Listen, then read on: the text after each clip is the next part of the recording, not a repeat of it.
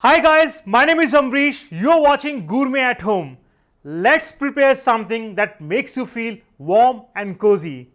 This is one of the dish that we order most of the time when we go to a restaurant and waiting for the main course to come.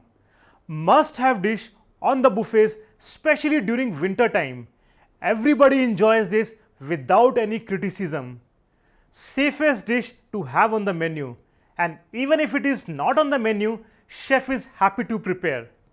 The recipe that I will be cooking today is tomato soup or tomato shorba. Shorbas are basically aromatic flavorful stock which are obtained while vegetables or meats are boiling in the pot. This aromatic stock is later on infused with herbs and spices, thickened with some vegetable purees or starch. Shorbas are mainly enjoyed and preferred during winter time because they give warmth to the body. So let's start preparing the recipe of tomato shorba.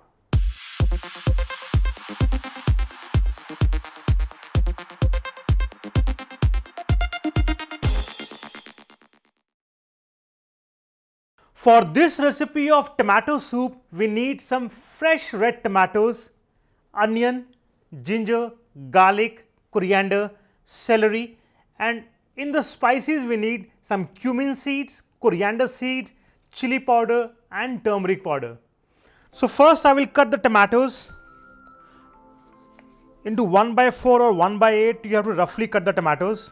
After cutting the tomatoes, I will roughly cut the carrots, and these carrots will give a nice texture to the soup. So basically we have to boil the vegetables. So there is no specific cut for the vegetables.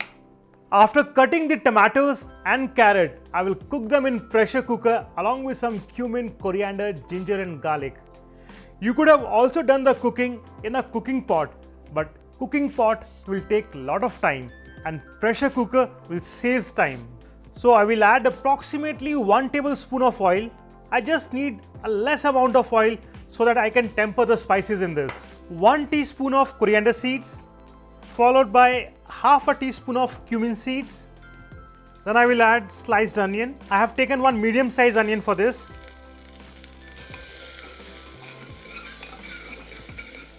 After adding the onions, I will add ginger and garlic. After ginger garlic, I will add celery sticks. So basically we have to just sweat the vegetables. After the celery sticks, I will add carrot, 1 teaspoon of salt. Once the vegetables are sauteed, we will add tomatoes.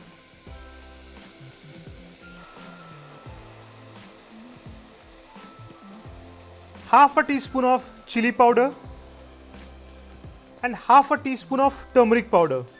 At this stage, we will add water.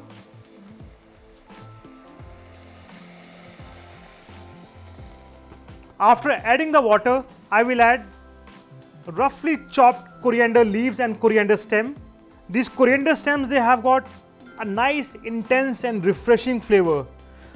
And we'll continue cooking the tomatoes in the pressure cooker until 2 whistles. In this recipe of tomato soup or tomato shorba, most of the time we start by adding lots of butter to the cooking pot, followed by whole spices like cinnamon, cardamom, clove, bay leaf. Once the tomatoes are boiled, we pick the spices and we discard them. But at home, we can't afford to do that.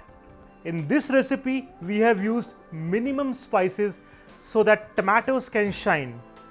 Also, if we are cooking the spices for a long period of time in the pot, the freshness and the aromas of the spices will go down.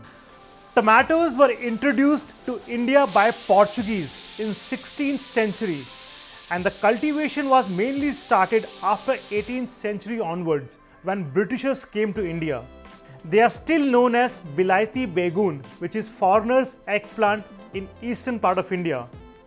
India is the second largest producer of tomatoes after China, and Uttarakhand is one of the main producers of tomatoes in India. Tomatoes need warm and sunny conditions to thrive.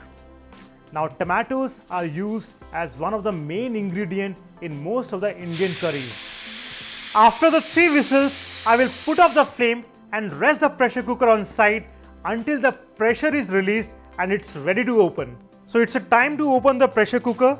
So we can see the vegetables are perfectly cooked inside the pressure cooker. I will transfer them in a plate so that they are at room temperature and we can blend them to a fine puree. The cooked vegetables are almost at room temperature. At this stage, I will transfer them to a blending jar. Also, I will not be adding any water because I have added enough water while boiling the vegetables in the pressure cooker.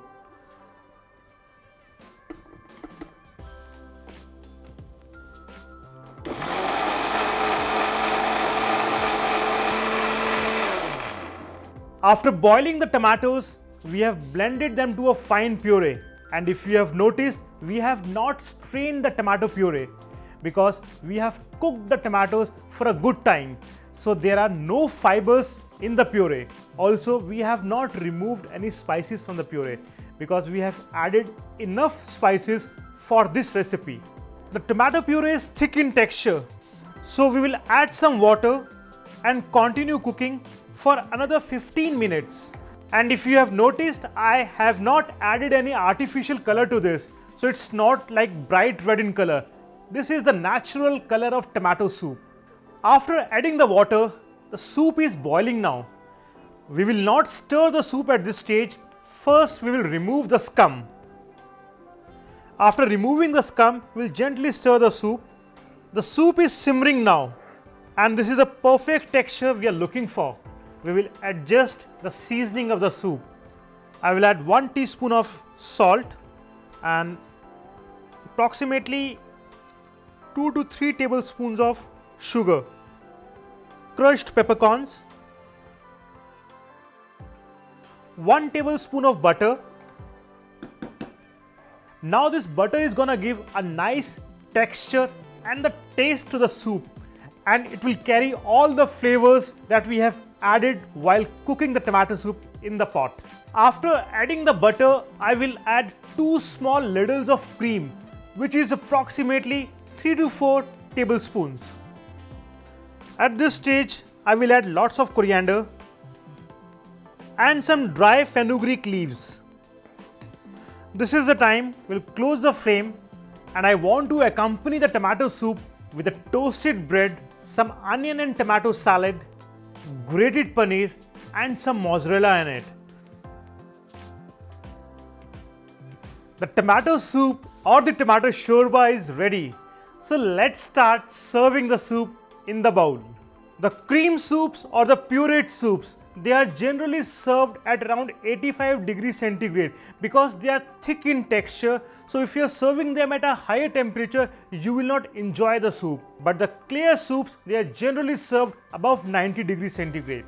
I will garnish the soup with some cream, coriander and some crushed pepper, toasted bread. I will finish the platter of soup with a spoon of soft butter. You can always stir the spoon in the soup if you wish to add some more butter to the soup. We should always respect the gift of nature and use them to their full potential, where they can complement each other and enhance the dining experience. Hope you enjoyed this simple and easy recipe of tomato soup. Looking forward to see you again in our next episode of Gourmet at Home.